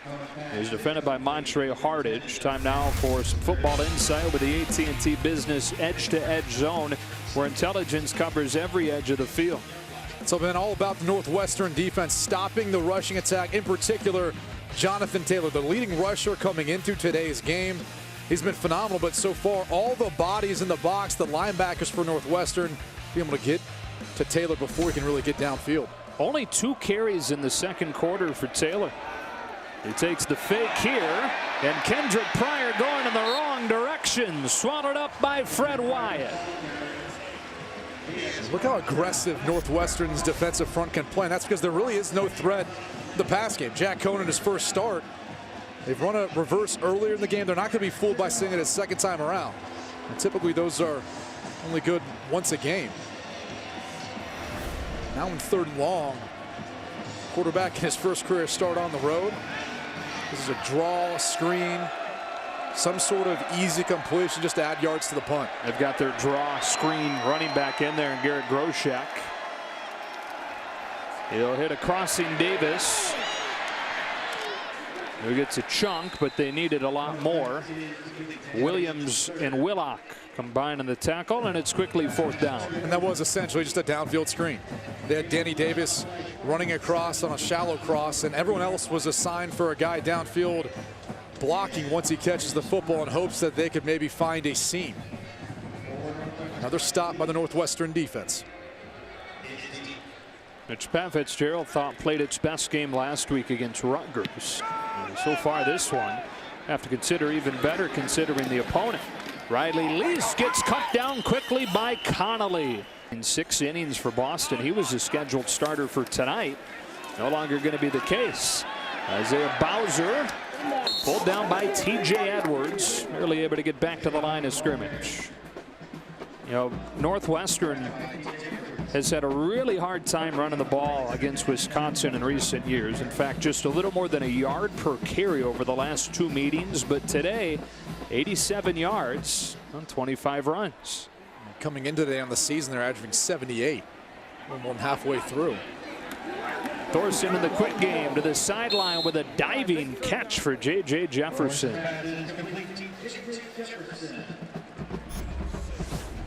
Let's take another look. The extension by the true freshman, Houston, Texas. They're really excited about his potential and upside. He's not very big, 5'10", about 170 pounds, but man, can he fly. But a big role in that comeback win against Nebraska a couple weeks ago. 3rd down and 4 for the Wildcats. Got a lot of open grass there, a lot of room to throw the football. Thorson lets it fly, incomplete, out of the hands of Nagel. Yeah, there was all kinds of cushion on 3rd and short to the near side and didn't take advantage. And probably a little easier completion here, but finally, Wisconsin getting a little pressure on Clayton Thorson. You see, this is a well-thrown football. Flynn Nagel typically catches that. Had a bad drop last week as well. Which, you know, a lot of the performance last week, people talk about Thorson, was a pretty heavy wind on the road. So that might have played a factor in it. Collins barely gets it off. There is a flag. And then Dunn has it back inside the 20. But regardless of whether this is a roughing or running into the kicker, roughing the it's going to be kicker. 1st down. Defense number 57, 15 yards from the previous spot. Automatic 1st down. They get the freshman Jack Sanborn, a drive extender. Really just falls into the punter. Look at Pat Fitzgerald. He's excited about it. He knows what that means. Jake Collins going to be tough. Take one for the team there. Talking to Pat Fitzgerald about this matchup, which has been close in recent years. He said no one's going to feel good on Sunday. That's just the type of battle this is. It's going to be physical, but it's more so mental, preparing yourself for the brutality of this game. So 1st down from midfield. Thorson with his eyes downfield, heaving one into one-on-one. Nagel with a diving attempt, but it was out of bounds. Too late. I mean, there's no room to fit that football in when you wait that long, and he had Nagel right from the get-go. Clayton Thorson has played a lot of football. A lot of people are looking at him for the next level, and that's one of the things that they're going to kind of pick on. He's been a little bit inconsistent this year. I think one thing, too, that stood out is just holding on to the football too long sometimes. He's got to be able to anticipate. Here's Bowser. Connolly combining with Williams. 3rd down.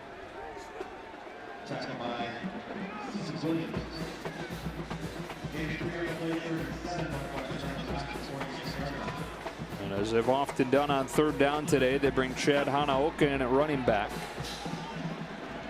Don't be surprised if they don't try to match him up versus one of the linebackers for Wisconsin.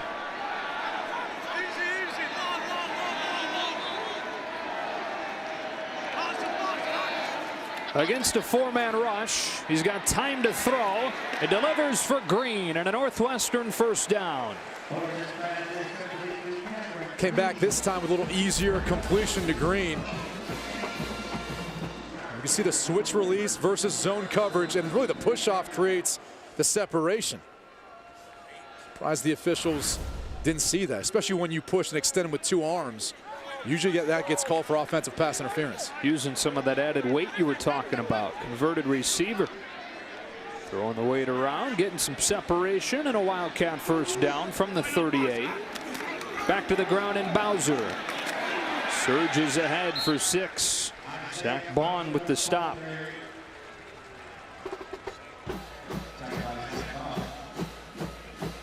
I'd be impressed, though, with the way Northwestern's come into this game and really want to try to run the football, become more balanced, something they've struggled with, but they're starting to find themselves here. Now more run than pass today. There's a hole for Bowser again, and a first down inside the 25. And it's simple. It's not complicated. Running just really a lot of zone blocking scheme. It's a lot of man-on-man blocking up front. Not trying to fool you or trick you with a bunch of trick plays. Kind of get the sense that's what Pat Fitzgerald wants and kind of likes, too. Yeah, old linebacker. You don't want to see the ball flying all over the place, and they traditionally have been more run than pass, especially with Justin Jackson the last 4 years. Keep it on the ground here, and Connolly pulls Bowser down for a loss. That was Connolly beating Sam Jurek. Connolly seeing the opening, diagnosing it, getting into the backfield. Jurek, the freshman out of Avon, Ohio. He mixes in with J.B. Butler at that left guard spot. Really high on his future.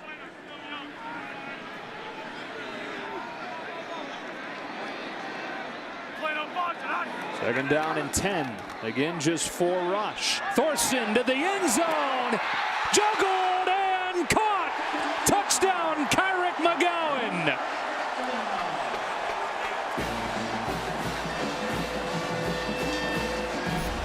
Now that's a big time throw.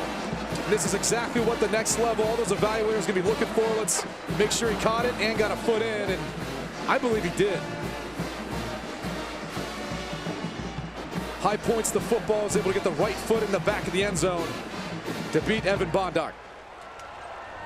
Talked about coming into this game, the matchup that Northwestern liked. The inexperienced safeties for Wisconsin, the injuries that they've battled through with Scott Nelson and Dakota Dixon being out. That was the area where they felt like they were weak and they could take advantage of it. Which they have on a few occasions. Finds itself behind by 2 scores, and a guy making his first career start, Jack Cohen at quarterback. And look, there's plenty of time, so there's no need to panic, but you've got to have more production on the ground game. You've got to be better on 3rd down. We're 2 for 7 on the day. Yeah, and again, it's somebody other than Jonathan Taylor at running back as they hand it off to Davis, and he's got a first down. Looked like he would maybe explode, but lost his footing as he broke into the secondary. Still, it's a nice first down gain of 19 yards. A little bit of a different wrinkle as they utilize Danny Davis, who's going to get a lead block from Garrett Groshek. Just able to find the seam to get upfield. Not quite down yet. Still on top of that Northwestern defender. It is surprising, though. Now we see Jonathan Taylor back in, but just him not getting more work, not getting more carries to get him going. He's got it here. And he's got 4 or 5. The ball came out again. Who's got it? Northwestern says that they do. It's the 2nd time Taylor's lost it today. And this one looks like a legitimate fumble. I don't know if Jonathan Taylor thought they blew the whistle or he was down. And Northwestern's got it. You can see. And it looks like it was Patty Fisher. That ball is definitely out. Officials timeout for an injured player. 10th career fumble for Jonathan Taylor. Look, the first one in today's game wasn't necessarily on him. You could probably make the case, but Jack Cohen and him just had some mishandling with the football. But this one, no doubt. And that's where the ball tends to come out for most running backs. When they're going down to the ground and they've got that ball, it's a little bit loose. Your first instinct is to always kind of protect yourself. The question is going to be whether or not they considered Jonathan Taylor recovering it when he's laying there on the ground, because the ball's clearly out before he's down. And I wouldn't consider that necessarily recovering it, but that's going to be the question. Let's see Patty Fisher being opportunistic, ripping it out. Twice. Ball looked like a jump ball when he threw that thing out there. That is kind of an interesting thing you point out there. Mike Pereira, what do you see on this? Well, I don't think he's laying on the ball, but I don't think he gets his arm wrapped around it. So to me, it was not ruled. It was not ruled that he did possess it. So I do think it's a recovery by the defense. Just laying on top of the ball does not make it control. And this is the shot from the side here. That's one of the more odd fumbles. So I think this stays as a fumble and a recovery by the defense. Yeah, it is odd. But then you in a three-piece suit is odd too, because. Well, I'm just taking after you today, Mike. As we can't see you, but. I know that's what it was. They do confirm it. And so Northwestern takes over at the 42, already leading 21-10. Here's Bowser. Got hemmed in and then use that strength to get a couple. Fayon Hicks with a tackle. And this is again becoming an issue for Taylor. The 10th of his career, second one this afternoon. And as talented as he is, there's nothing more important than ball security, especially for a running back. So you know, that's the unfortunate issue that he's dealing with. Still a young player, a sophomore at Wisconsin early in his career. This is fixable. Just something he's got to focus on during the course of the week. Sticking with Bowser. Third down. The other issue with that is once you show the propensity to fumble, guess what? Every team, every time you're getting tackled, they're going to be trying to punch it out. There'll be an emphasis on that. Everyone knows the scouting report. And that's the difficulty for Jonathan Taylor moving forward. It's a weakness that people have seen, and they're going to continue to keep trying to punch it out, much like Patty Fisher did. And then it's got to be hard for it not to become a mental thing when it's happened as many times as it has for him. They roll Thorson on third down. Turns the shoulders and sets the feet. Now has all kinds of room to run. Thorson inside the 20. Down at the 10. Bondoc pushes him out. 27 yards and first and goal. It was initially well covered by the Wisconsin secondary, but Thorson not feeling anything, but not really getting much pressure until Edwards really forced him to the backside of the play. Nowhere to throw to, but it's just all him running. And as the season's gone on, it seems like he's looking healthier and healthier and closer to the Clayton Thorson we saw last year before the knee injury. Jet sweep. Riley Lee steps out of a tackle. Inside the 10 near the 5. And that is actually Berkeley Holman with a rare touch. That's his first rush of the season. He's got a bit of quickness, and the jet sweep really helps open up a lot of your running game, because all you got to do it is a couple times where it's effective, and then your edge players really have a hard time playing as fast.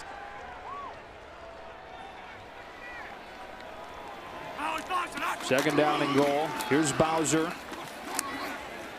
And now to be third down. A couple times today Wisconsin's defense has come up big in short yardage situations, and a stop here, if they could hold him to a field goal, would be huge, keeping it a 2-score game.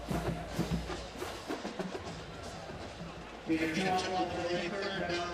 get the sense that Pat Fitzgerald wants to continue to run the football, eat up more time on this clock, shorten the game, limit the amount of possessions Wisconsin has. Bring in all the additional bigger bodies.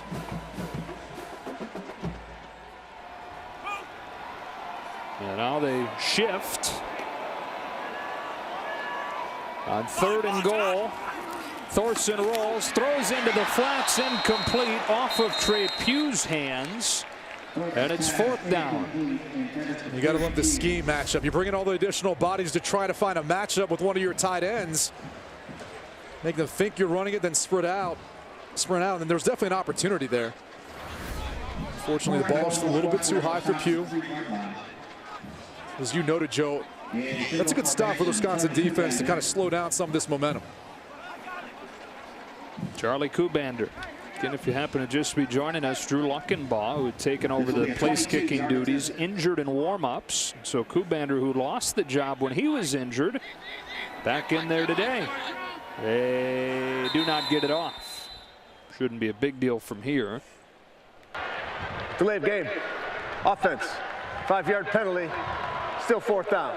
You know, typically you see teams okay with that when you're that close and on a hash. Yeah. That one's not quite down the center, but not as tough of an angle for the kicker. I'm not sure that was the intent there, but not too worried about it. If you make it, it's not a big deal. I mean, obviously, distance is not an issue here. Least penalized team in the country. Even when they're penalized, it doesn't matter. But they started the game off with a penalty. That's true. That was which was odd. Backwards. Interesting. Oh, they drilled this one. And Wisconsin's going to have great field position because of it. There's also a flag down.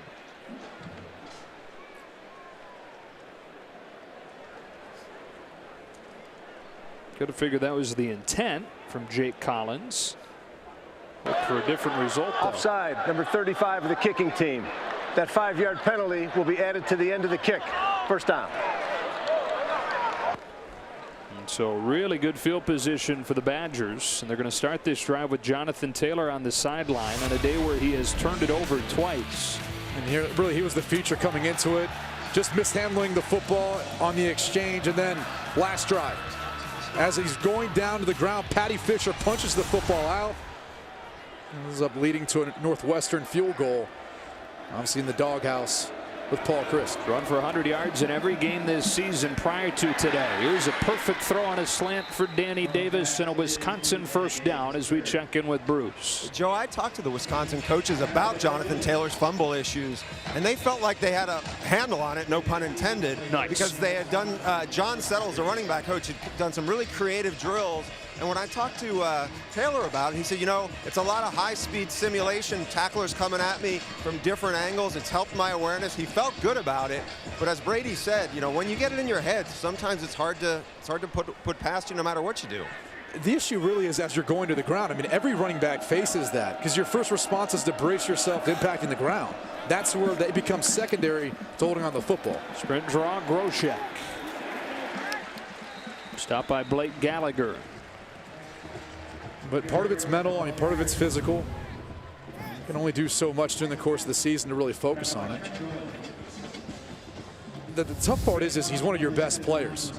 And because he can't hold on to the football, now you don't have one of those game changers. And you need that when you've got a quarterback who's in his first career start on the road. Cohen today is 8 of 12 for 68 yards. Scans the field, will dump it off. Groshek able to slip the first man and bumped out by Jared McGee. That's a good play by Cohen. You know, worked through his progression, maybe a little bit too fast. Could have had Jake Ferguson up the seam, but he went through 1, 2, 3. Found Groshek, gets the pot as a gain. Now you're in more 3rd and manageable where you can run the football here if you want, or potentially, you know, set up an opportunity for a 4th down if you don't get it. But he's taking care of the football and he's been pretty efficient. Anybody you talk to would say that Jack Cohen was ready for this stage. Stage has never been too big for him. First career start on the road in a critical matchup against Northwestern. On 3rd and 5, throws high, incomplete. J.R. Pace had a shot at it. Instead it'll be 4th and 5. And that is one of the tougher throws to make when you're a quarterback. It's over the middle, but here's the deal. You got to get it over the linebackers, but down in front of the safety. And if you miss high, you can see there's a big-time opportunity for the defense on the other side.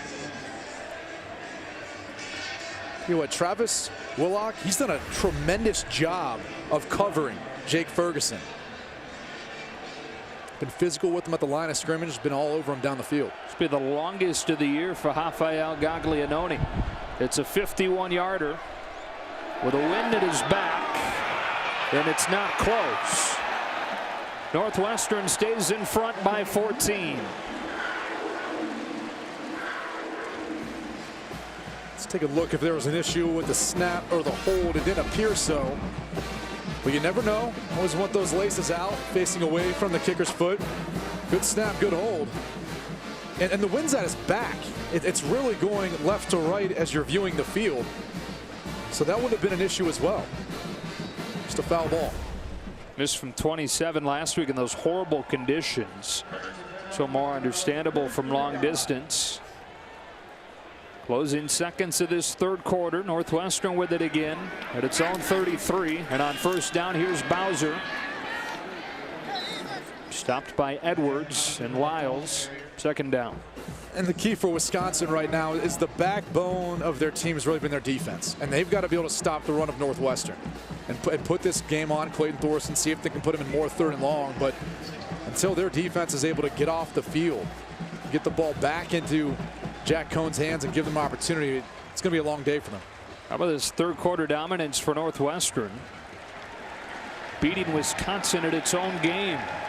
Controlling the ball for much of the third quarter and taking a 24-10 lead to the fourth.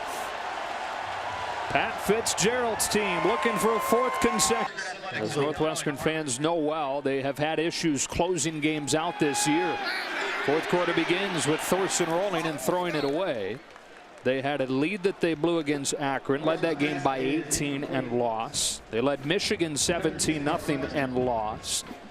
So at 24-10, Pat Fitzgerald and the Wildcats know that there's still plenty of work to be done. Yeah, the second half of games has not been a friend of Northwestern.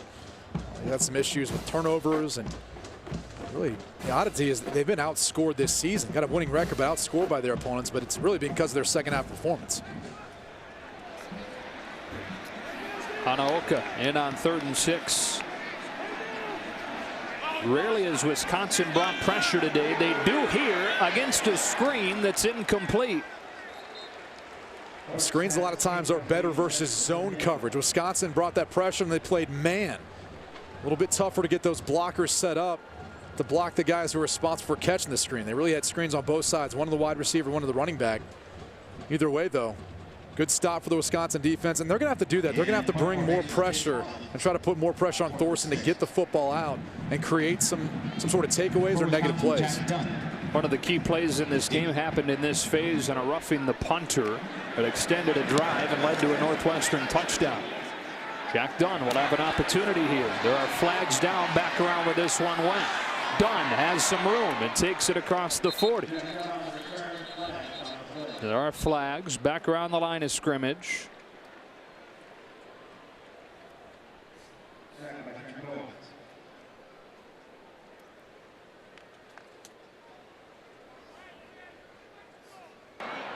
During the kick, holding, return team number 44. That penalty will be assessed 10 yards at the end of the kick. First down. So Wisconsin back on offense after this hold. He's right here. It's on the line of scrimmage. Looked like he got pulled down. Yeah, working against Travis Willock there. Yeah, tough to see two on the line of scrimmage. We've seen a couple of those calls today. Well, Wisconsin team, Brady, that last week had 545 yards, averages 460 yards per game, just 209 so far today. 282 on the ground, only 137 at this point. Now, obviously, it's a long way, little bit of ways to go here in the fourth quarter, but credit Northwestern, credit Pat Fitzgerald, and he talked about it coming into the game. He said, look, each team's going to do what they do. It's about who can execute better and who can make an adjustments once the game starts. Spot the ball all the way back at the 8-yard line. That holding penalty costing him about 30 yards when it's tacked down to where the ball was caught. Dunn Cohen puts it on the ground, gets it back and loses it again. And Northwestern, for the third time today, comes up with a fumble. Nate Hall recovers this one. Just a bizarre play, and it was almost ruined right from the get-go on the play action fake. Cohen loses grip of the football, and then as he picks up to run, it gets knocked out. I wonder if Jordan Thompson got a hand in on it. Looked like a wet bar of soap there for a minute.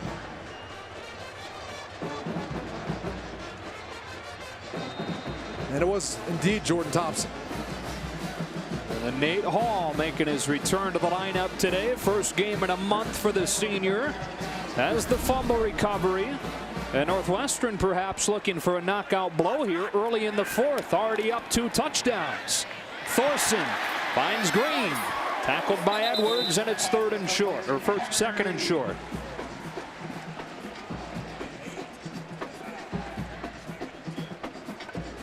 This is really put your pedal to the metal, and you really, it could be running the football here as well to eat some extra time up off the clock. They don't necessarily have to go to the air if they don't need to.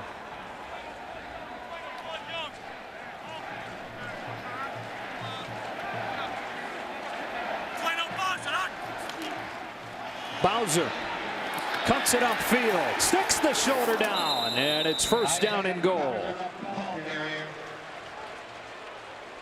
How about 24 carries today for him? I was just going to say, you can't say enough about how well he's run the football. And coming into the game, that was going to be the most interesting part. If they could repeat what they did a week ago versus Rutgers, and averaging 78 yards a game, but then looking at the matchup versus Wisconsin, who's given up almost double that. A little more than double that coming into the game. And it was going to be interesting to see which team was going to get the better of the run game. A toss play. Bowser straight ahead. Got popped. Wisconsin was ready for him. Edwards and Bond there. Second down. You almost have a better chance versus Wisconsin kind of spreading them out more if you're going to try to run the football. I mean, this kind of plays into their wheelhouse, bringing all the additional bigger bodies. This is where we've seen particularly bad footing today, too. The first drive, there was like 8 quarterback sneaks that dug up a good chunk of that field. But this is where, too, Clayton Thorson's been moving well today and effective running the football in the end zone. Try Bowser again. This time he slips through for the Northwestern touchdown. Promptly taking advantage of another Badger turnover.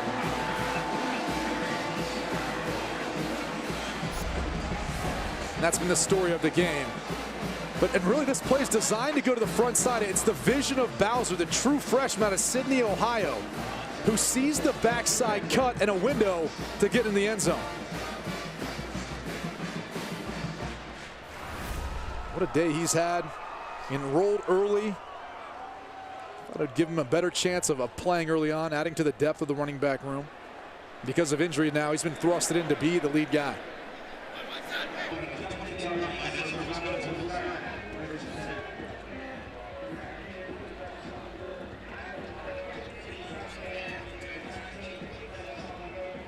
I think Bruce Feldman had Purdue on upset watch, didn't he? Yeah. Michigan State with a bunch of injuries today. A lot of people out.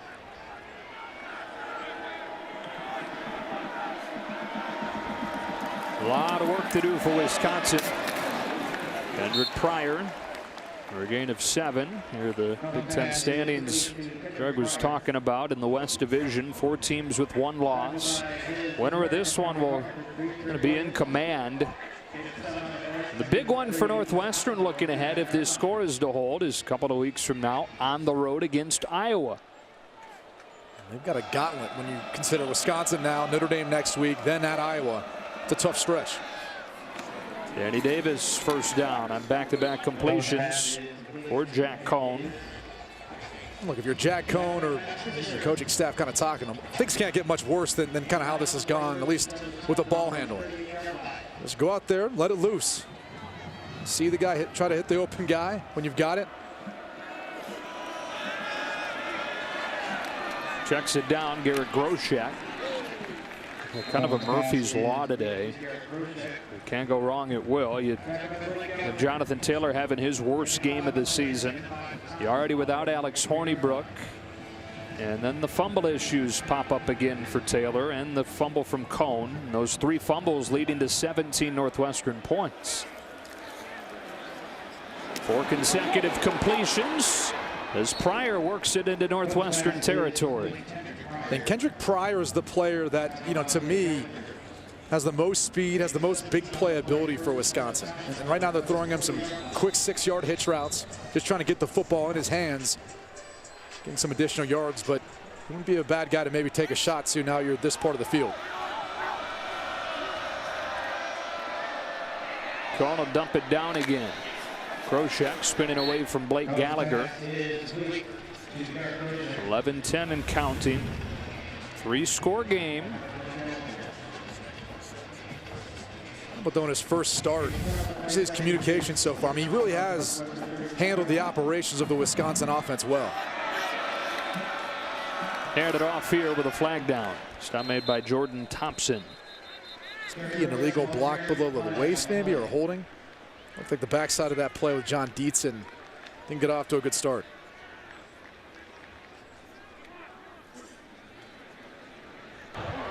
Personal foul. Clipping. Offense number 67. 15 yards from the previous spot. Repeat second down. And here he is. And watch this again. He's going to go at number 99, Jordan Thompson. So that's just a cut block, okay? And the new rule is you have to be between 10 and 2. In that case, he actually hits him from behind. It's a dangerous play. And the reason why they made the change is for player safety. Trying to help out those defensive linemen so they don't get a knee blown out. So all the way back to the Wisconsin 49. At some point, the conversation deservedly needs to shift to the job that Northwestern's defense is doing today. There's Groshek again inside the 45, or it'll be 3rd down and long. And the next thought is this 2-down territory at this point? Down 21 plus field. Hard to be able to get all 14 yards in just one play.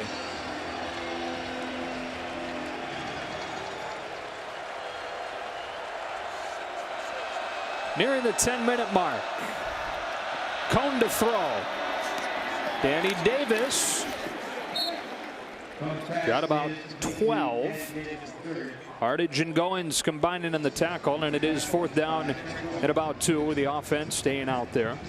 And you got to. I mean, down by 3 scores at this point, clock running. Just not enough time left. Still run the football here too. Have to have it. It was hit at the line of scrimmage and incomplete.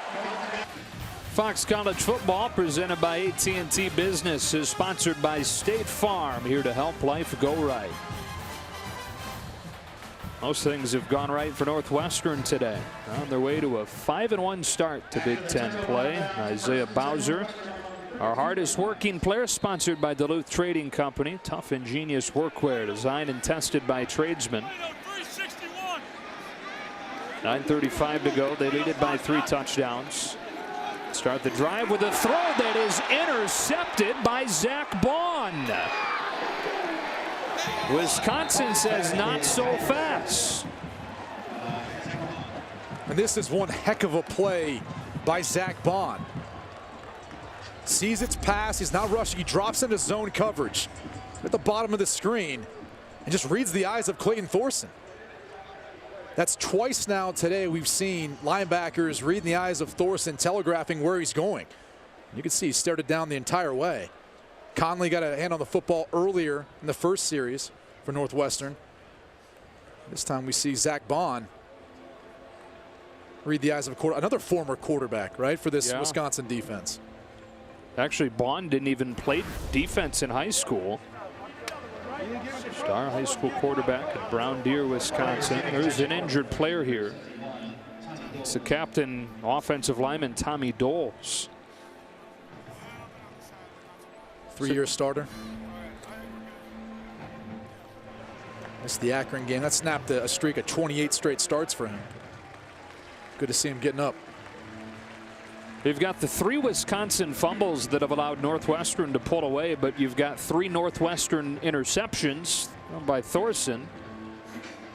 You can argue that those are the only thing keeping Wisconsin with a little bit of life in this one. And they capitalized on one of those turnovers, turned it into 7 points. We'll see what Jack Cohen and company can do this time around. That's kind of been the story of Clayton Thorson's season. You see these moments when he's very consistent and he's efficient, and then you see those flashes of inconsistency. Jonathan Taylor back in the game at running back.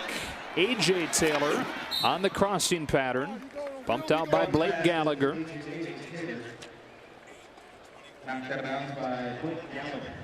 Still plenty of time. You've got to speed up your operation. And people think you can't run the football in these scenarios, but when you've got an easy box count, something that prohibits you from doing it. They do hand it off to Taylor. One of his best runs of the day, stopped by J.R. Pace. First down at the 13. Well, and Taylor's your best player.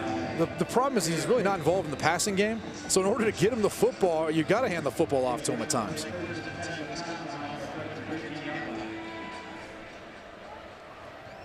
We need a huge finish to reach 100 yards. She's done it every game thus far. Wide open was Ferguson, but Cohen sails him. That's twice now we've seen some high throws across the middle, trying to target Jake Ferguson. Instead of before, as a quarterback, it's just a tough throw. It's easier sometimes making those fastball throws to the outside or just throwing up those deep balls. It's that throw that's in between where it's got to have enough pace but enough touch to fit it in.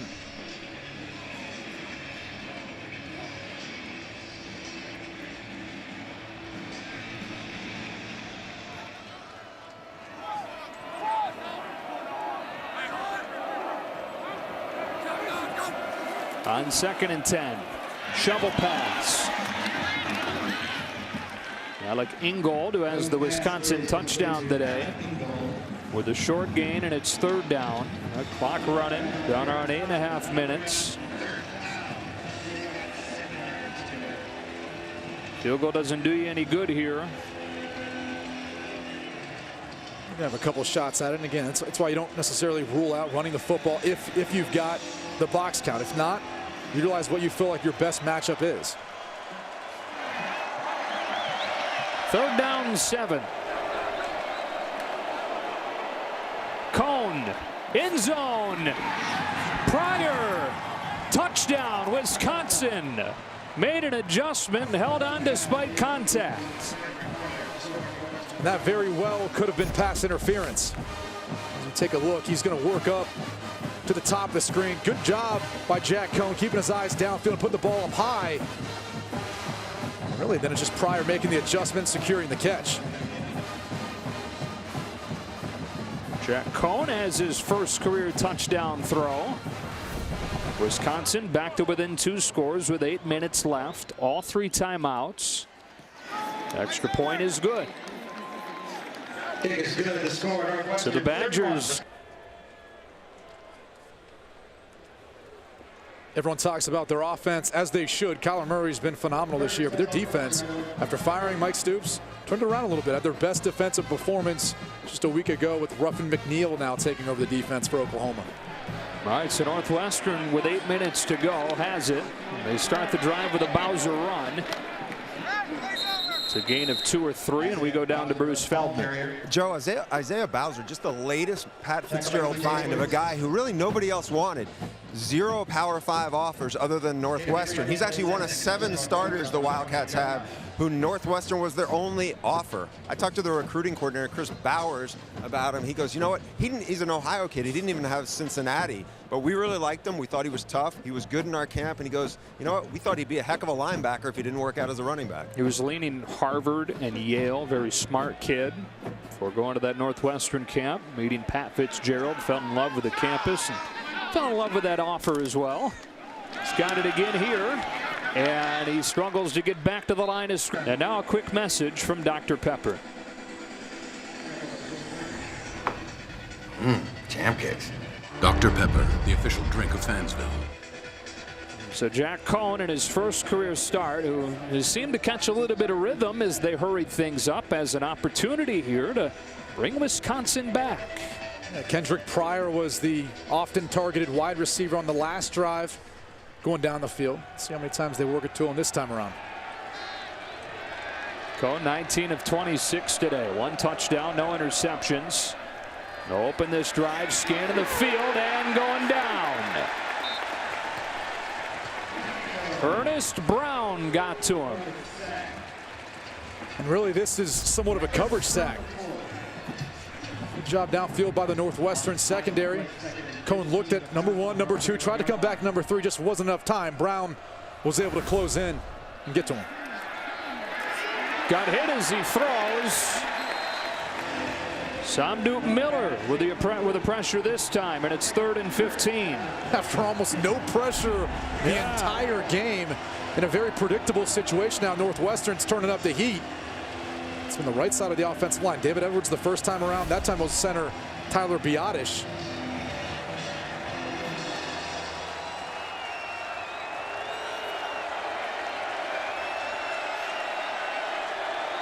Five and a half left. 3rd down and 15. Draw for Groshek, who's got some room. Steps out of a tackle and gets a first down. On 3rd and 15, they run it for 20. Watch the block by Jake Ferguson, the tight end. He's on the left side of your screen. He was blocking the entire way downfield and really helped pave the way for Groshek. Good move by McGee, or on McGee, to get upfield. Back to the air on first down. Almost intercepted. Travis Willock had a chance to pick that one off, but couldn't, and it's 2nd down. Would have been his first interception of the season, and there's really not much of a window there. Been wise to just come back to his check. That ball would have been behind, if even catchable. Look, you come to expect those sorts of mistakes from a young quarterback. Unfortunately, it's at a point in the game where you can't afford to make them. Catches a break with that ball going through Willock's hands. 2nd and 10, tight coverage. Danny Davis has it knocked away by Montre Hardage, who's played a good game for Northwestern. Yeah, Mike Hankwitz is actually rolling the coverage to their side, meaning they're giving safety help to the other DBs for Northwestern, and they're leaving Hardage one-on-one by himself, and he's up to the task. Seems like Wisconsin's been in 3rd and long all game. Which you never expect from Wisconsin, as good as their running game's been. 3rd down 10. Cohen all day. He'll throw underneath for Ferguson. Keeps the legs turning to get 4. Patty Fisher, Travis Willock, old high school teammates at Katy, Texas, combine on the tackle and set up 4th down. Probably fair to say that this is the ball game right here. Being down by 2 scores, clock still running, 4th down. Game's on the line. If I'm Cohen, I'm trying to find a way to go to Jake Ferguson. Had a tough time getting it to him so far today, but that's my matchup I like. Looking downfield and lofting one for Davis, but it's broken up by Hardage and no flag. So he goes downfield on 4th and 6. And again, it's just unfortunate because he's working against Hardage, who's the best cornerback for Northwestern. There's nowhere to put this football. Hardage widens Danny Davis to the sideline. I mean, even if he catches this, it's going to be hard to get a foot in bounds and control the football. Just a low percentage completion pass there.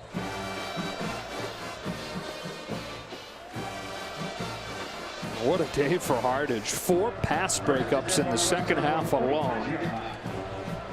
Very consistent tackling. It helps get the ball back to Northwestern here with 4:18 to go. Bowser makes the first man miss, finishes forward for a few. Hardage has a bright future. He's a guy, when you talk to Pat Fitzgerald, he said, yeah, the NFL scouts come in. That's one of the guys they want to talk about. I like his size and length and ball skills, making plays in the football.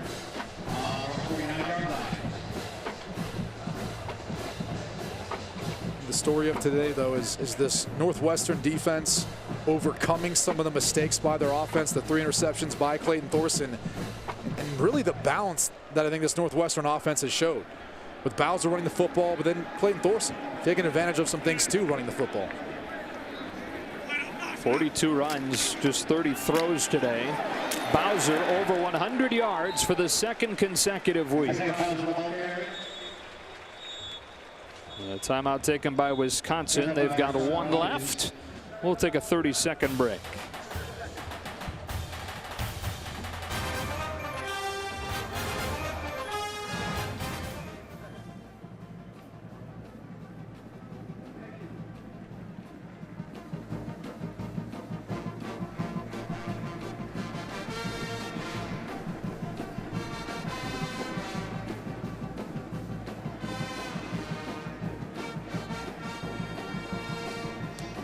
Huskers rolling, baby.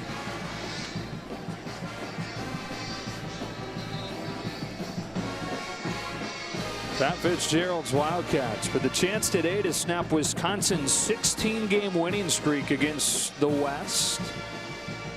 And an opportunity to take command in the division race.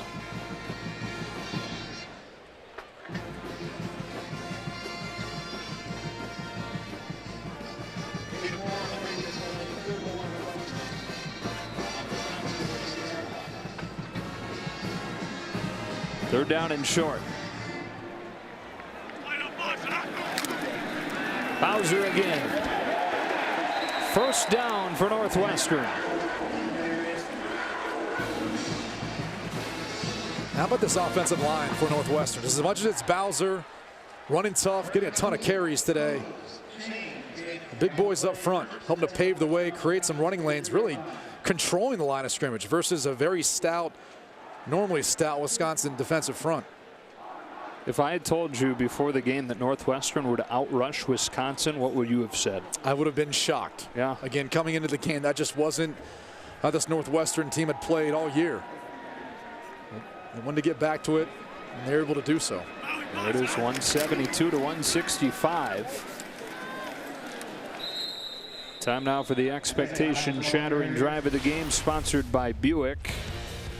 Big part of the story today has been the turnovers. 3 fumbles for Wisconsin, 2 from Taylor, 1 from Cohen. And it just surprised me. Jonathan Taylor's dealt with these issues. They've been trying to work on it, trying to fix it. It hasn't worked out. And then Jack Cohen in his first start, fumbling the football into his own end zone, picks it up, fumbles it again. And the 17 points off of those turnovers end up largely being the difference in this ball game. Jonathan Taylor today, 11 carries for 46 yards for a guy who's reached 100 in 8 consecutive games back to last year. And the tough part is, again, the lack of touches. I mean, the 11 rushes, a lot of it you can understand because they're concerned with him not being able to take care of the football. But when he's your best player, and you got to trust him at some point to be able to fix it. And I think also it's a vote of confidence when you're a coach and you say, look, I know it's happened a couple times early in the game, but we're going to keep feeding you. We're going to keep giving you opportunities. That wasn't the route they went. 33rd run for Isaiah Bowser and a big collision in the backfield. He gets back to the line of scrimmage. This is what's left for Northwestern. Big one against Notre Dame next week. And then back to the Big Ten slate at Iowa in 2 weeks. I'll be curious to see how Northwestern responds. I mean, when you play a physical game versus a Wisconsin team like this, then you got to get yourself back up emotionally for that next week's game, and then do it again versus Iowa. All 3 very physical games. Badgers out of timeouts at this point. You're in the 2-minute mark. They're down in 10. And one more time, it's Bowser. Try to get the corner. This time he does. And that should just about do it as they convert on 3rd and 10. It's really just the vision. That's what has really impressed me most. This play is designed to stay to the front side to the inside, but Bowser sees there's nothing there. A little open lane. Utilizes the speed. Really cut. He's been tough today. The biggest thing is just holding on to the football. 117 yards for Isaiah Bowser, who was our hardest working player today. Duluth Trading Company. He's excited. Everyone's excited over that Northwestern sideline. Yeah, so he was the hardest working player, but the hardest working coach, Alex Spanos, is about to become an internet sensation. Let's look at this guy. And he's been doing this the entire game. It started in warm-ups. It's now led to the before kickoffs. I mean, he does just not stop. It's the dancing, it's the fist pump, little disco there. He's throwing punches.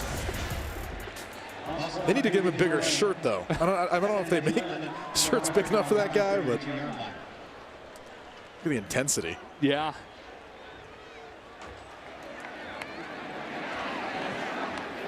Thorson going to take a knee here. Northwestern will snap Wisconsin's 16-game winning streak in the West Division and take control in the Big Ten West race. Largest margin of victory over the Badgers since this guy was the linebacker.